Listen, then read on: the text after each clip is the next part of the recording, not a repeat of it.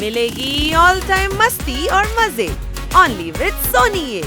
करो subscribe, comment and like.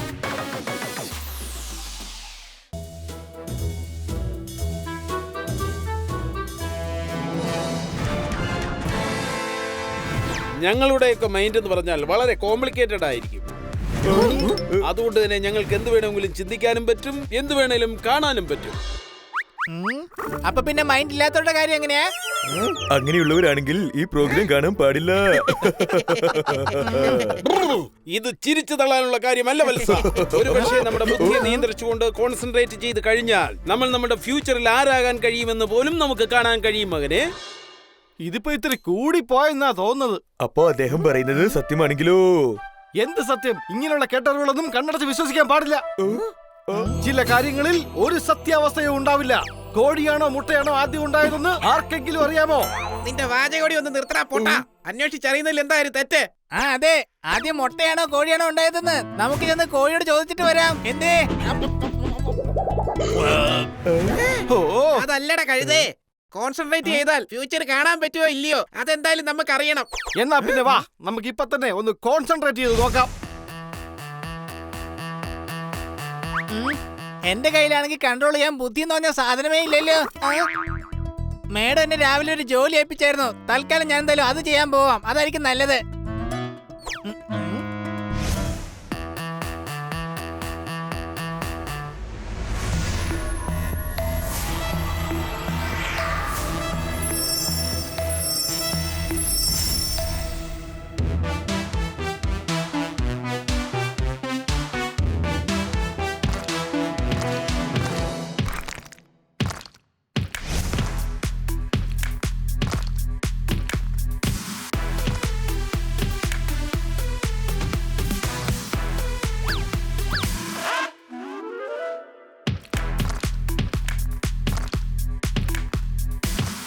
Honey, bunny, Popat, നിങ്ങളൊക്കെ ഇത് എവിടെയാണ്?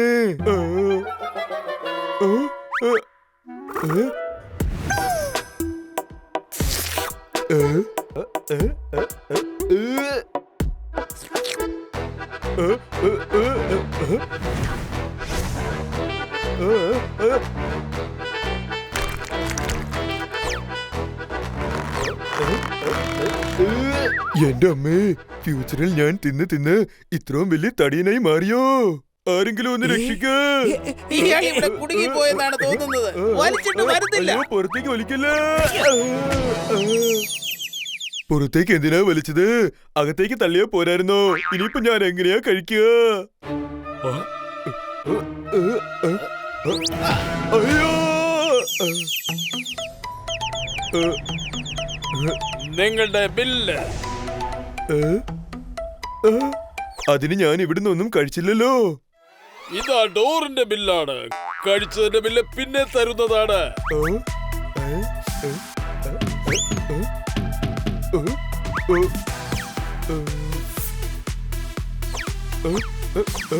താങ്കളെ സ്വാഗതം ചെയ്യുന്നു.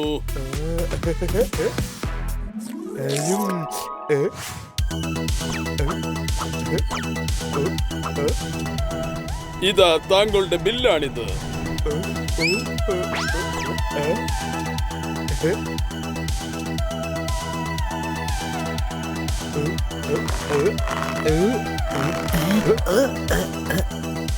തരൂ, സാധനം ഞാൻ പിടിച്ചോളാം. ഇതാ നിങ്ങൾ വാങ്ങിയ സാധനം എടുത്തുകൊള്ളൂ. Thank you.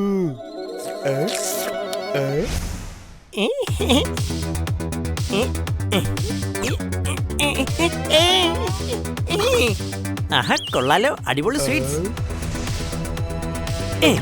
എടാ കള്ള നിക്കടാ. എടാ എനിക്ക് വിശക്കുന്നു.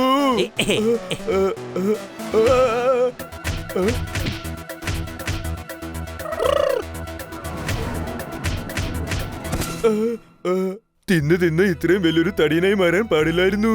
ഇത് കാരണം എന്റെ ഭക്ഷണം നഷ്ടമായി. ഇനിയിപ്പോ ഞാൻ വിശന്നിരിക്കേണ്ടി വരുമല്ലോ.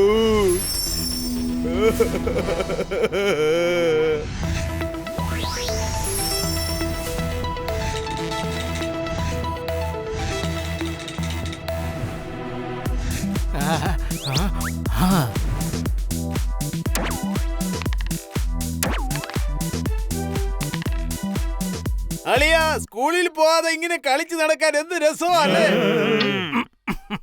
കുട്ടികളെ, ജ്ഞാനം വളരെ അത്യാവശ്യമുള്ള ഒരു സംഗതിയാണ്. അതായത് പഴത്തിന്റെ തൊലി ഉരിയാതെ നമുക്കത് കഴിക്കാൻ പറ്റില്ല. അതുപോലെ ജ്ഞാനം എന്ന പഴം കഴിക്കണമെങ്കിൽ അലസത എന്ന പഴത്തൊലിയെ ഉരിഞ്ഞു കളയണം. സംശയമുണ്ടോ? താൻ വലിയ ജ്ഞാനിയാണോ? സംശയമുണ്ടോ? എന്നാ പറ, ഓറഞ്ച് പുറമെന്ന് കണ്ട ഉരുണ്ടിരിക്കും, പക്ഷെ അതിന്റെ ഉള്ളിൽ എന്താ വിണ്ടിരിക്കുന്നത്? പറയുന്നേ. അത് വിട്ടേക്ക്, ഇത് പറയ്. പാലിന്ന് വെണ്ണയും വെണ്ണയും നെയ്യും ഉണ്ടാക്കാറുണ്ടല്ലോ, പിന്നെ നെയ്യ് എന്തുകൊണ്ട് പാലാക്കാൻ പറ്റുന്നില്ല? അത് ശരി, എന്നാ അത് വിട്. ഒരു കാടക്കോഴിയുടെ മുന്നിൽ 2 കാടക്കോഴി, മറ്റൊരു കാടക്കോഴിയുടെ പിന്നിൽ 2 കാടക്കോഴി. അപ്പൊ മൊത്തം എത്ര കാടക്കോഴി? 3 കാടക്കോഴികൾ. സംശയമുണ്ടോ? അല്ല, 5 കാടക്കോഴി. അല്ല, അതെങ്ങനെയാവും? ഞങ്ങളുടെ കാടക്കോഴി നടുക്കാണ് നിൽക്കുന്നത്. 2 കാടക്കോഴി മുന്നിലും 2 കാടക്കോഴി പിന്നിലുമാണ് നിൽക്കുന്നത്. അപ്പൊ 5 ആയില്ലേ? ശരി, എന്നാ ഇനി പറ, എന്റെ തലയിൽ എത്ര മുടിയുണ്ടെന്ന്? അതിനിപ്പോ ഈ മുടിയുടെ എണ്ണം ആർക്കാ പറയാൻ പറ്റുക? ഞാൻ എണ്ണി കാണിക്കാമല്ലോ. ഇവന്റെ തലയിൽ 3,12,09,030 മുടിയുണ്ട്. നീ പറയുന്നത് നുണയാവാനും സാധ്യതയില്ലേ? പിന്നെ എങ്ങനെ ഞാൻ വിശ്വസിക്കും? അത് ശരി, തനിക്കപ്പോ വിശ്വാസമായില്ലേ? എങ്കിൽ സ്വയം എണ്ണി നോക്ക്. സംശയം പെട്ടെന്ന് എണ്ണി നോക്ക്. അയ്യോ, സ്വന്തമായിട്ടാണെങ്കിൽ ഒരു ബുദ്ധിയില്ല, എന്നിട്ട് നമ്മളെ ജ്ഞാനം പഠിപ്പിക്കാൻ വരികയാണ്. ഓടിക്കോ. എന്താ താങ്കൾക്ക് ജ്ഞാനം പകരുന്ന ശീലമുണ്ടോ? അതെ, ജ്ഞാനം പകർന്നു കൊടുത്താൽ വർദ്ധിക്കുന്നതാണ്. സംശയമുണ്ടോ?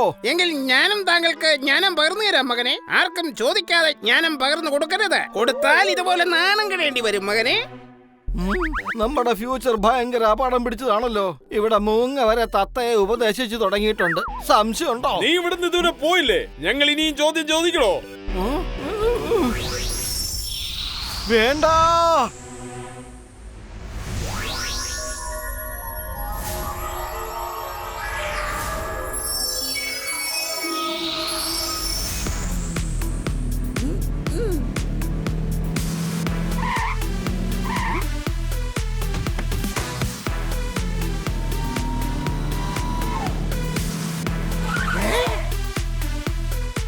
അയ്യോ, നിക്ക് ഒന്ന് നിക്ക്.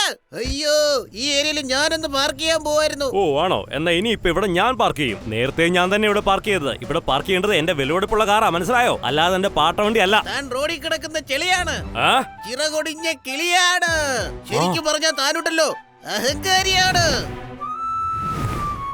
എന്താ?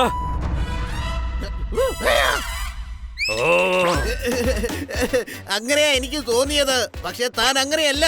എനിക്ക് നന്നായിട്ട് അറിയാം. താൻ തന്റെ ഈ വണ്ടി മാറ്റിയിട്ട് എന്റെ വണ്ടി പാർക്ക് ചെയ്യാൻ അനുവദിക്കുമെന്ന്. അതൊന്നും ഇവിടെ നടക്കില്ല.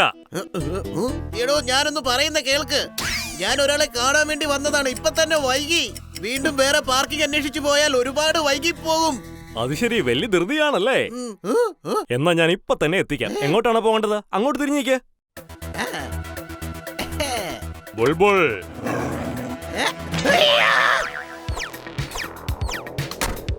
ഇയാൾക്ക് എവിടെയാണോ പോകേണ്ടത് അവിടെ കൊണ്ട് എത്തിച്ചിട്ട് വാ. നീ ചെല്ല്.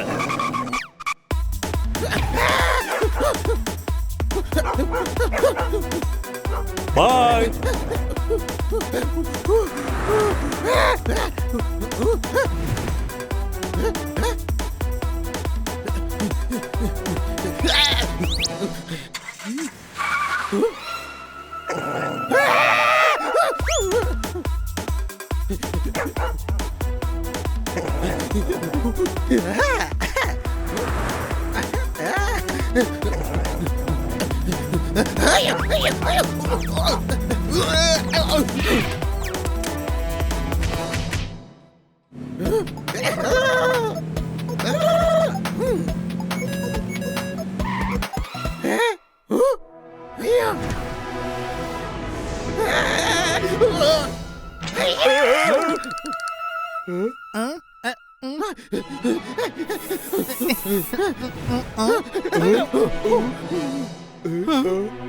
നീ എന്തുവാണ് കാണിച്ചോണ്ടിരിക്കുന്നേ? പേടിച്ചിട്ട് ഇപ്പൊ എനിക്ക് ഹാർട്ട് അറ്റാക്ക് വന്നേനെ. സംശയമുണ്ടോ?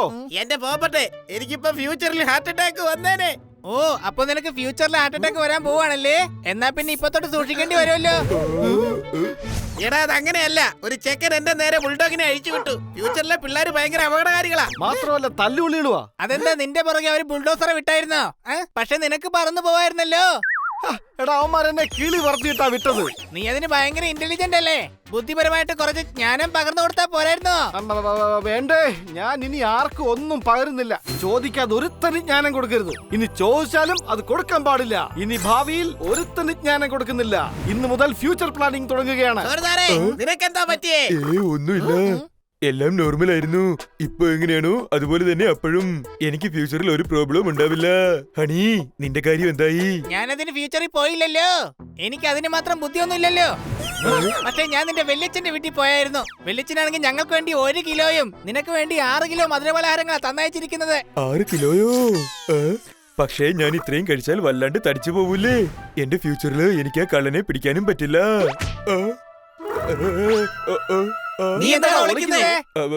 എന്റെ ഫ്യൂച്ചർ നിങ്ങളെക്കാളും ഭയാനകമാണ്. അതെങ്ങനെ? ഞാൻ കഴിച്ച് വല്ലാതെ തടി വെച്ചിരുന്നു. വാതിലിലൂടെ അകത്ത് കിടക്കാനും ഒന്ന് ഓടാനും പോലും എന്നെ കൊണ്ട് കഴിയില്ല. ഒരു പയ്യൻ എന്റെ ഭക്ഷണം തട്ടിപ്പറിച്ച് ഓടിക്കളഞ്ഞു. അവനെ എനിക്കൊന്ന് തൊടാൻ പോലും പറ്റിയില്ല. അതുകൊണ്ട് ഇന്നു മുതൽ ഞാൻ ഡയറ്റിംഗ് തുടങ്ങി കഴിഞ്ഞു. എന്നാ പലഹാരങ്ങൾ അയൽക്കാർക്ക് വീതിച്ചു കൊടുക്കാം.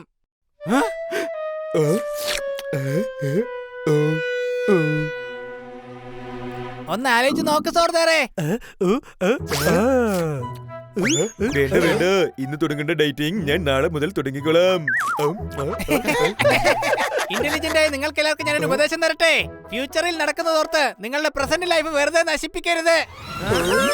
അടിച്ചു പൊളിച്ചു തിമിർത്തു. ഹണി, നീ ഇന്റലിജന്റ് ആയിട്ട് മാറിയല്ലോ. സംശയമുണ്ടോ? ഇന്റലിജന്റ്.